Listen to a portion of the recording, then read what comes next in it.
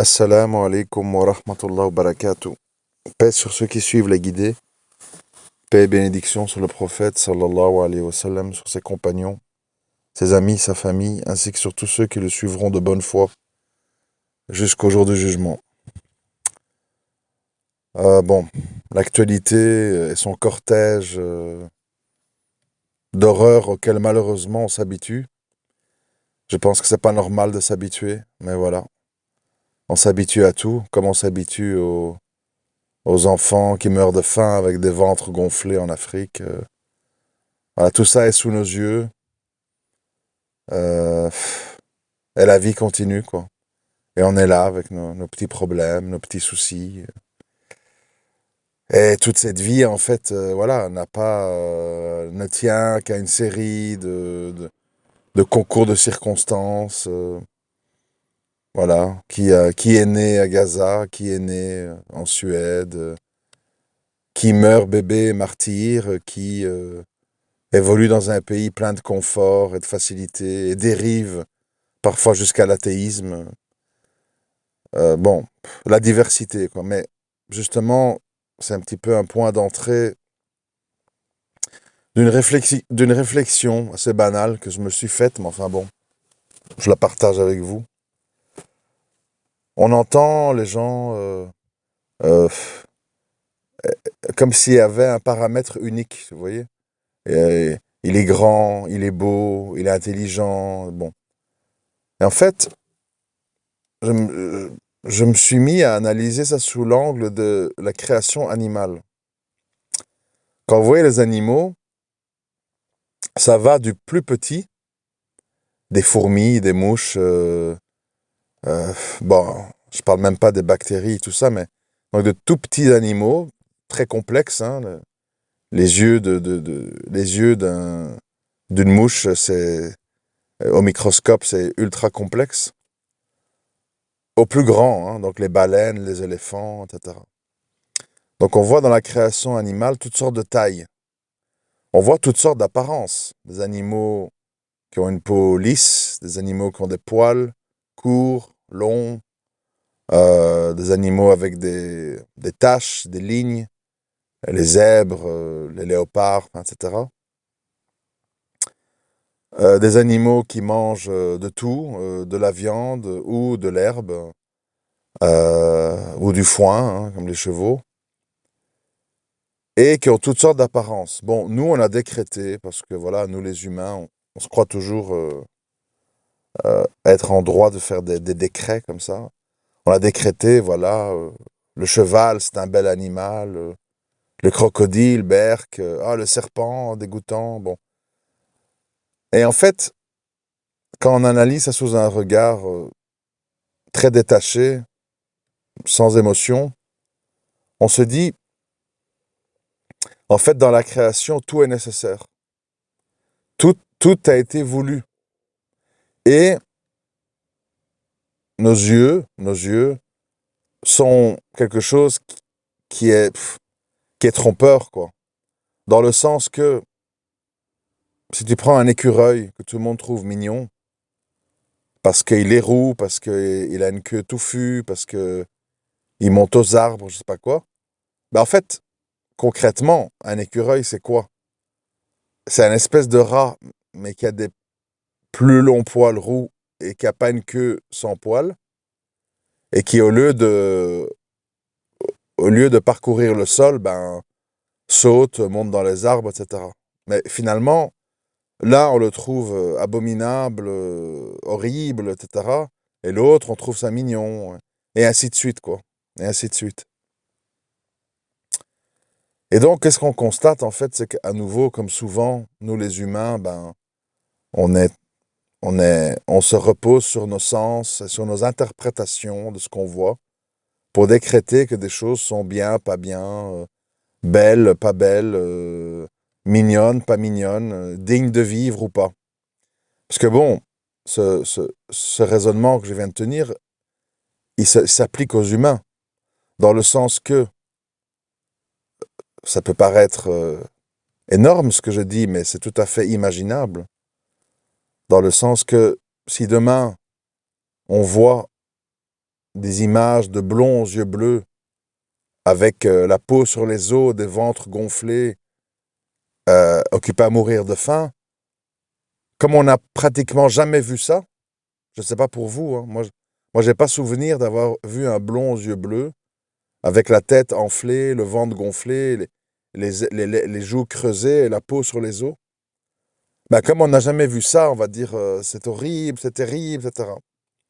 Et alors, les milliers de noirs qu'on a tous vus dans des images depuis petit comme ça, ben, ça fait partie en fait de notre imaginaire. On a déjà vu les enfants éthiopiens, soudanais, avec des mouches qui sont assis par terre, qui ramassent des grains de riz, enfin, des choses inimaginables, mais pourtant bien réelles. Et donc, c'est la même chose avec les guerres et les morts. Je l'ai souvent dit, hein. euh, tu vas, je sais pas, si on te dit, je sais que mais bon, voilà, je suis obligé de donner des exemples parce que, voilà, si on te dit 1000, 1000 petits Suédois, et on te les montre, hein, 1000 petits Suédois sont égorgés, sont torturés, bon, et c'est fait par tels gens, tu vas dire, mais tuez-les tous, c'est pas possible, c'est horrible, quelle vision d'horreur, bon, on va entendre des choses terribles. C'est-à-dire que on va surréagir suivant que la personne, l'apparence d'une personne ou l'apparence d'un animal nous touche, nous impacte. Et alors, nous, même nous les musulmans, hein, c'est même pas une question. On est là dans Twitter, bon, surtout Twitter parce qu'il n'y a pas la censure qu'il y a ailleurs. On voit défiler tous les jours des enfants avec le cerveau éclaté, euh, bon, des trucs de films d'horreur, quoi. Mais comme c'est des petits Palestiniens, bah, ça devient un peu une sorte de... Ouais, j'ai déjà vu, quoi. J'ai déjà vu.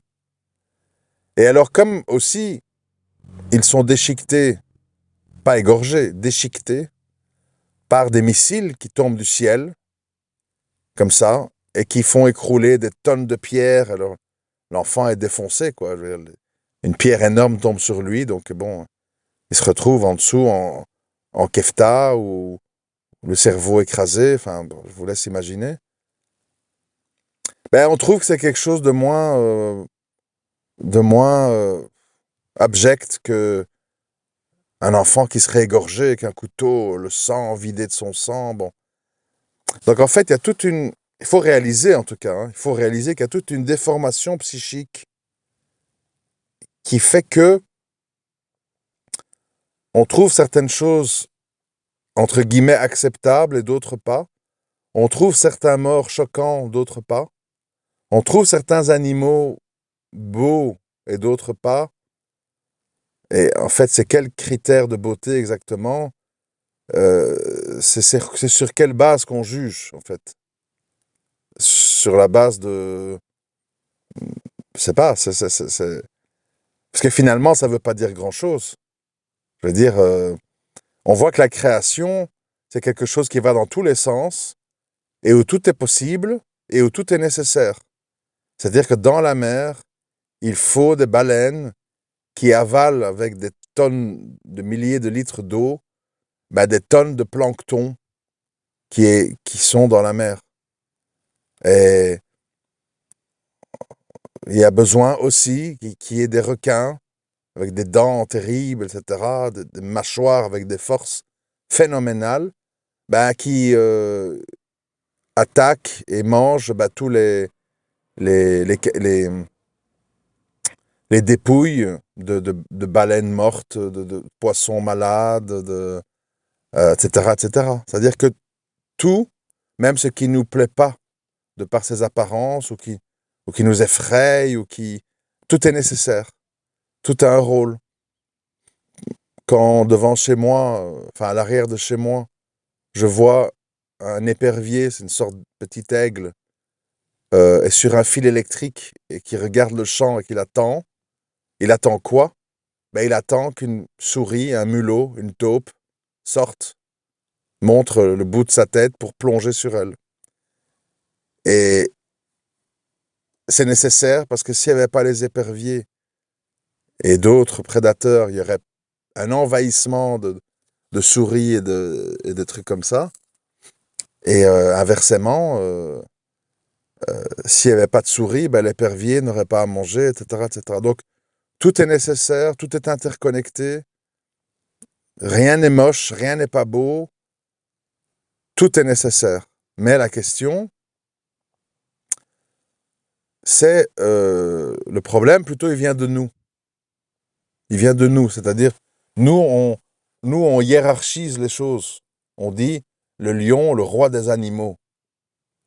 Pourquoi le lion est le roi des animaux? Pourquoi c'est pas la hyène? Pourquoi c'est pas le vautour? Etc. Voilà. Et chez les humains, c'est la même chose, en fait.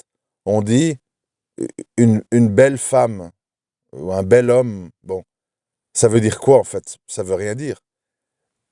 Faites l'expérience. Souvent, je vous le dis dans mes audios, parce que bon, je me dis souvent, on va dire, il dit des bêtises, ou soit. En fait, ce qu'on appelle la beauté, c'est une symétrie. C'est-à-dire que tu prends quelqu'un que tu juges d'être très beau, ou très belle, peu importe, et avec un logiciel comme Photoshop ou quoi, tu changes de quelques millimètres la forme de ses narines, de ses yeux, de sa bouche, de ses dents, et tu peux te retrouver très rapidement avec quelqu'un que tu vas trouver pas beau, sur la base de petits détails. C'est-à-dire ce qu'on trouve beau, puisque derrière cette apparence, ben, il y a de la chair, il y a du sang, il y a des os, et tout le reste. En fait, c'est une carapace. Une carapace. Et plus elle est symétrique et harmonieuse, plus on dit c'est beau. Alors que dans, dans la vie, on constate, quand on analyse les choses, qu'il faut de tout. Exemple, les voitures. Regardez dans la rue. Vous avez ce qu'on appelle des citadines, vous avez des berlines, vous avez des monospaces, vous avez des 4x4, vous avez des minivans, vous avez des sportives, vous avez des décapotables, vous avez des breaks, etc., etc. Alors on va dire comme ça, voilà, le sportif c'est beau, et la break c'est, on dirait une boîte, on dirait un corbillard, c'est pas beau. Bon. Mais concrètement, soyons concrets, hein, tu mets l'un à côté de l'autre, une sportive et une break. Concrètement quoi? La break est moins basse, t'as plus facile à t'asseoir dedans. La break a un très grand coffre, tu peux mettre des affaires, transporter des choses. La break étant moins basse, ben, tu vois mieux la route, etc., etc. Mais on a dit, les sportifs, c'est beau, j'aime bien, c'est bas, c'est sportif, il n'y a pas de coffre, il n'y a que 2 places. C'est inutile, c'est-à-dire qu'il y a, voilà, tu peux même pas transporter des gens. C'est inconfortable, il n'y a pas de coffre. Mais on te dit, la sportive, on va te la vendre 100 000 euros. Et la break, là, ouais, une voiture familiale, 25 000, voilà. Et alors les gens, voilà, ils adoptent cette idée, la sportive. Et donc en fait, ce que je veux dire, c'est que tout dépend. Je dis ça pourquoi? Pour un peu décomplexer les gens, quoi. C'est-à-dire, tout, le jugement qu'on porte sur une voiture, sur une personne, sur un animal, tout dépend avec quel angle tu l'analyses. L'analyse de ce qu'on t'a dit, l'analyse de ce à quoi ça sert, l'analyse de ses possibilités. Je prends un exemple, on dit, oui, un homme, il faut qu'il soit intelligent, éloquent, marrant, bon. Mais concrètement, un gars qui parle pas beaucoup, qui est pas spécialement, comment je vais dire, éloquent, qui est pas spécialement, voilà, sympathique, entre guillemets, ou divertissant plutôt, mais qui sait réparer un chauffage, qui sait réparer un frigo, qui sait aménager un jardin, qui sait réparer des choses. Parce que c'est pas quelqu'un de plus intéressant à connaître et d'avoir dans son entourage que quelqu'un qui est beau, qui parle, qui élabore des théories, etc., etc. De nouveau, ça dépend. Euh, C'est-à-dire que nous, maintenant, comme on est dans une société de la distraction, parce qu'on a pris pour acquis le confort. J'ouvre mon robinet, il y a de l'eau qui coule, mon truc est cassé, j'appelle le truc, il y a la garantie, on me le remplace. Telle et telle chose, ben, je les répare pas, je les jette, j'achète de nouveau. Euh, Tel et tel service, ben, c'est les éboueurs ou les gens de la mairie qui s'en occupent. Bon, on a une société de l'assistanat, une société où tout le monde a des compétences et personne ne sait absolument rien faire en dehors de ses compétences. Et, euh, et donc, on n'est plus assez lucide que pour comprendre la valeur de quelqu'un qui sait faire beaucoup de choses, qui est débrouillard, qui est adroit de ses mains, qui sait répondre à une situation critique, etc., etc. Donc, il y a un côté comme ça, je dirais, pour utiliser un mot un peu réducteur, mais bon, il y a un côté comme ça un peu fasciste de décréter qu'est-ce qui est beau, qu'est-ce qui, qu'est-ce qui vaut la peine, qui vaut la peine de dépenser de l'argent. Le choix, par exemple, d'un homme ou d'une femme, à un moment donné, il faut vraiment se demander, je base ce choix sur quoi? Sur, sur de la symétrie, sur de, sur de l'harmonie corporelle appelée à changer. Combien de gens j'ai connus dans ma vie qui étaient, par exemple, musclés ou allés avec bien en chair, comme on dit, puis ils ont eu un virus, une maladie, ils sont devenus tout maigres. Combien de gens comme ça, chétifs, je sais pas, Arnold Schwarzenegger et tout ça, sont devenus complètement différents parce qu'ils ont fait du sport. Donc, je veux dire, notre corps est quelque chose d'assez malléable. Euh, pas notre hauteur, mais le corps, voilà, suivant qu'est-ce que tu en fais, qu'est-ce que tu manges et comment tu vis, c'est quelque chose qui change. On le voit avec les femmes qui font de la chirurgie esthétique. Il y a des femmes qui étaient pas trop mal, bon, qui prenaient de l'âge, c'est normal, qui ont commencé à tirer leur peau, à mettre du botox ou du machin, et qui sont devenus des espèces de monstres, avec des lèvres surgonflées, des sourcils proéminents, des fossettes qui sortent de trop et tout ça. Et elles ont l'air d'être des espèces d'aliens. Donc on voit bien que l'humain et la beauté, ce sont des choses qui reposent sur la symétrie, et c'est des choses qui sont très fragiles, très changeantes, qui dépendent de l'élasticité, de la forme, bon, enfin bref, c'est pas quelque chose de fiable. Par contre, quelqu'un qui a bon caractère, qui est agréable, bon, ça c'est des choses qui restent. C'est des choses qui sont des... Donc, à nouveau, euh, est-ce qu'on base nos choix et nos amitiés et nos inimitiés sur des habitudes ou des apparences ou sur le fond? Et idem avec les animaux, il y a plein d'animaux peut-être qu'on n'aime pas, mais qui sont très utiles, et qui sont très nécessaires à à, à la bonne marche des choses. Euh, je veux dire, concrètement, tu prends une vache, c'est quand même un animal très grand, très lourd, qui fait beaucoup de déchets, euh, qui demande beaucoup d'herbe à brouter, qui demande des grands soins de vétérinaire et tout ça. Euh, si elle te donne pas de la viande ou du lait, c'est un animal qui sert strictement à rien. Elle ne chasse rien, elle ne garde rien. Elle n'a pas un rôle très utile. Donc, faut faire le parallèle aussi avec les gens, en fait. Moi, je remarque, en fait, concrètement, hein, quand c'est des Noirs ou des Arabes, pour dire ça comme ça, ben, en fait, nos yeux acceptent des choses innommables, en fait. Et comme on nous montre jamais, parce que, bon, chez nous, on cache la mort, on montre pas l'horreur de la mort ou l'horreur de... Voilà, qu'est-ce qui se passe avec nos corps dans des accidents de voiture. Je crois pas que beaucoup d'entre vous ont vu les morts qui ont eu lieu lors des attentats ou quand il y a eu la bombe atomique à Hiroshima, Nagasaki. Bon, on a peut-être vu l'un ou l'autre brûler, des choses comme ça, mais nos yeux sont beaucoup plus habitués, voilà, à voir certaines choses dans certaines populations. Et ça influence nos jugements. Ça influence l'impact que ça a. D'ailleurs, bon, les gens ne s'y trompent pas.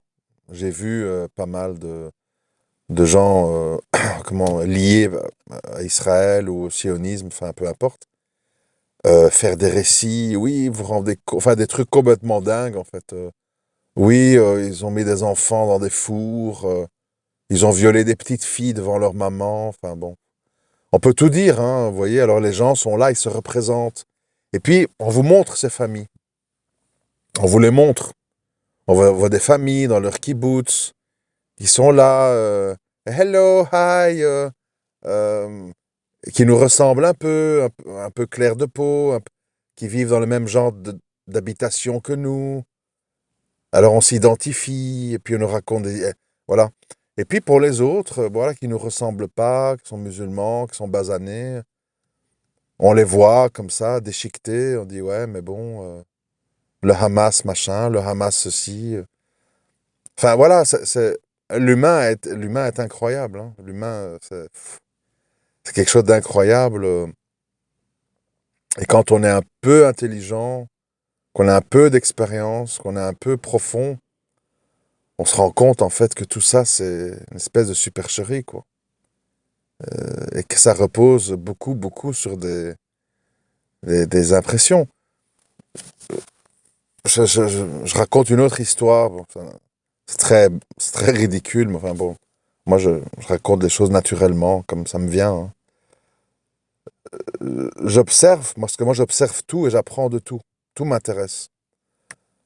Et je suis tombé une fois sur une chaîne YouTube, je crois que ça s'appelle Gilstrap TV.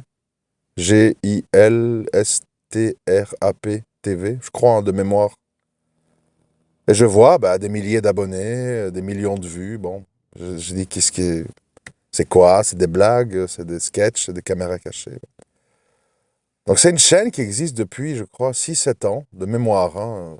Peut-être 8, peut-être 5, je sais pas. Dans lequel il y a un gars, en fait, qui va un peu partout, à la mer, dans les escalators des centres commerciaux, en Italie, enfin, il a voyagé, etc. Et il est là, en fait, qu'est-ce qu'il fait? C'est très simple. Il a dans sa poche un espèce d'appareil, vous verrez qu'il a toujours sa main en poche, pour ceux qui, bon, ne croiraient pas. Il a un petit appareil qui vaut 30 40 € sur Amazon. Un appareil qui fait des bruits de paix, en fait, hein. Toutes sortes de bruits. Je crois qu'il y a 10 15 bruits différents. Et alors, je suppose qu'il y a un petit haut-parleur qui est incorporé. Et alors, il a un complice, un ami, qui se met plus loin que son téléphone, qui filme. Et il se met dans les escalators, dans le truc, et il passe à côté des gens, et il déclenche sa petite machine. Et voilà, ça fait le bruit, et bon. Et ce qui est très intéressant, en fait, et qui m'a prêté à réflexion, c'est la réaction des gens. Il y a personne qui se fâche. Il y a personne. Il y a personne qui dit hey, gros dégueulasse, tu sais pas te retenir. Il y a personne. Ça n'arrive jamais. Tout le monde, sans exception, met la main devant sa bouche, rigole et regarde en disant mais c'est pas possible, c'est dingue. Et, et le gars, il a fait des centaines de vidéos, il a des millions de vues, donc les gens y voient en plus. Et on constate cette réaction. Et j'ai réfléchi, j'ai dit, comment ça se fait en fait que les gens se mettent dans tous ces états? Ils ont l'air complètement abasourdis, ils rigolent, ils ont des fous rires pour en fait un gars qui fait ça. C'est-à-dire que bon, ils pensent que le gars fait des gaz, comment on l'appelle, sonores par accident ou parce que voilà, parce que c'est vrai. Eux ne savent pas que c'est une petite machine dans sa poche qui fait ces bruits. Et je me dis, qu'est-ce que ça veut dire en fait? Ça signifie pourquoi les gens, au lieu de se fâcher ou ou d'être indifférent, hein. Les animaux, ben, entre eux, quand ils font ça, ben, sont indifférents. Ah ouais, il y a un bruit, quoi, bof, bon. Voilà. Nous, on sait ce que ça veut dire. C'est des intestins, c'est l'odeur, c'est ceci, bon. Et alors, il y a cette réaction de gêne et de rigolade.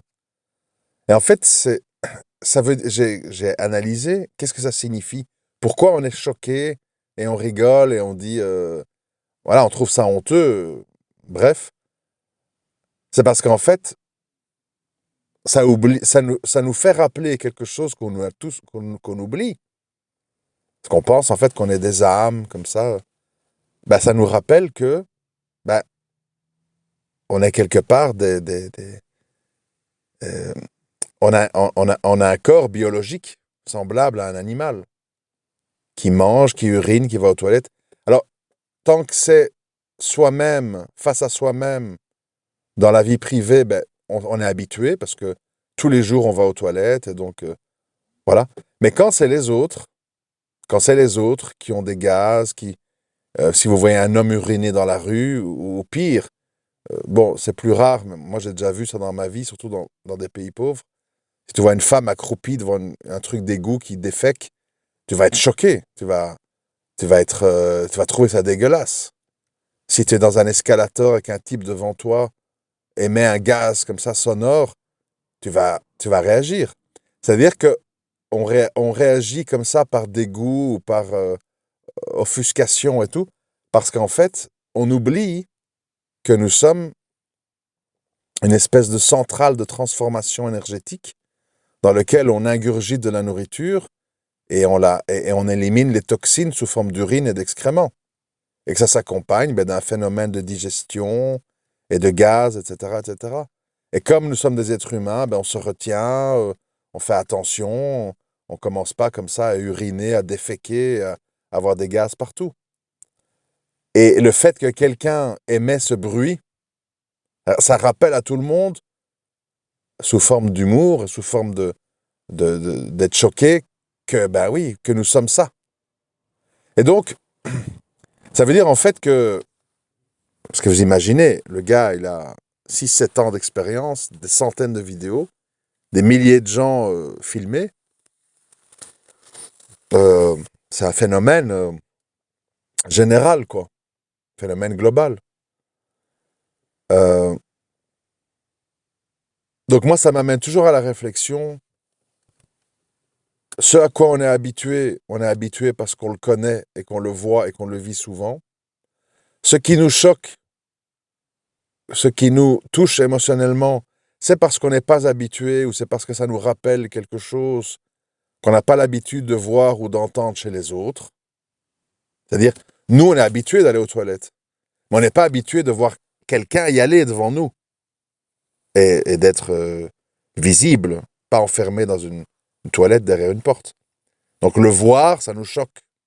Ça nous rappelle quelque chose qu'on sait, puisque nous-mêmes on le fait, mais qu'on n'a pas l'habitude de voir. Donc tout ça, c'est des variables très, très fausses, en fait. C'est très faux. C'est pour ça que j'ai toujours insisté sur une notion, depuis l'époque, depuis longtemps, hein, que j'ai nommée l'hyperréalisme.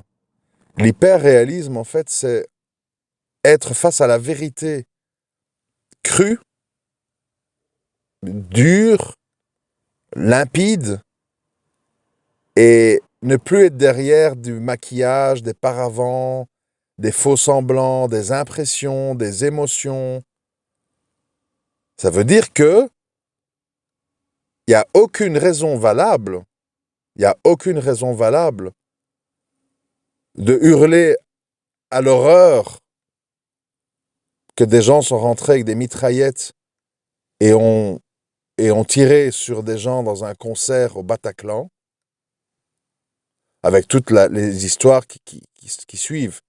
Et les gens étaient couchés par terre, et mon petit copain était mort, l'autre qui gémissait, l'autre qui implorait la pitié. Bon, on entoure tout ça d'une histoire, hein. C'est comme l'histoire de l'attaque du Hamas. On entoure ça d'une histoire. Ils ont débarqué, nous étions terrifiés, et ils ont pris le bébé, je sais pas quoi. Bon. Parce que les autres, en fait, il n'y a pas d'histoire. On voit des morts. Et on te raconte rien, en fait. On te dit juste, voilà, Tsahal a mené une opération. Puis voilà, on te dit, bah oui. Enfin, voilà, donc c'est comme un élément. C'est comme si on a tué du bétail, en fait. On a tué des cafards, quoi. Bon, voilà. Enfin, j'exagère, hein, mais c'est un peu ça. Franchement, hein. C'est un peu ça, c'est-à-dire, c'est des cafards, quoi. Ouais, il y a dû avoir ouais, 11 000 morts, mais enfin, il n'y a pas de. Je sais pas, c'est- il n'y a pas de mesure, en fait. Il n'y a pas de logique. C'est des choses qui font appel à l'imaginaire. C'est-à-dire pour les gens ici qui vous entourent, euh, ils vont être choqués, ils vont être révoltés de voir, par exemple, 100 blonds aux yeux bleus égorgés, je l'ai déjà dit, mais tu peux montrer comme ça 1 million d'Africains qui crèvent de faim ou qui sont déchiquetés par des bombes. Ouais, mais bon, ouais, c'est pas bien, mais bon. Ils sont pas touchés parce que, voilà, c'est comme nous. Nous, écraser une mouche ou un moustique, bah, ça ne nous touche pas émotionnellement. Maintenant, tu prends un petit chat, tu prends un phoque et tu lui tapes un coup de bâton sur la tête, il y a du sang, le chat il miaule. Vous avez déjà vu ces images là? Oh, quelle horreur! Un délinquant, un jeune a jeté un chat contre un mur, l'a jeté du 10e étage. Voilà, c'est comme ça pour tout le reste. Les abattoirs, voilà, notre cerveau a dit, ben, manger une vache, un mouton et tout, ben, c'est normal. Manger un chien, un cheval, c'est pas normal. Voilà. Tu sais pas pourquoi, finalement, tu ne sais pas trop pourquoi, mais c'est comme ça. Donc en fait, c'est important à un moment donné de récupérer le contrôle de son esprit et de ne plus minimiser ou aggraver ou surdimensionner certains événements, certaines images, certaines apparences avec une déformation psychologique et voir les faits pour ce qu'ils sont et rien que pour ce qu'ils sont. Pas, pas en fonction je sais pas, de nos cultures, nos habitudes, ce qu'on trouve acceptable ou pas, etc., etc. Donc je voulais un petit peu vous parler de ça pour vous faire réaliser à quel point, en fait, on n'est pas neutre. On n'est pas neutre. Notre esprit est déformé. Nos yeux sont déformés. Notre réflexion sur la création est déformée. Tout est déformé. Il faut tout remettre dans la réalité vraie, dans l'hyper-réalisme, pour avoir un jugement dépassionné et réel des choses. Assalamu alaikum wa rahmatullahi wa barakatuh.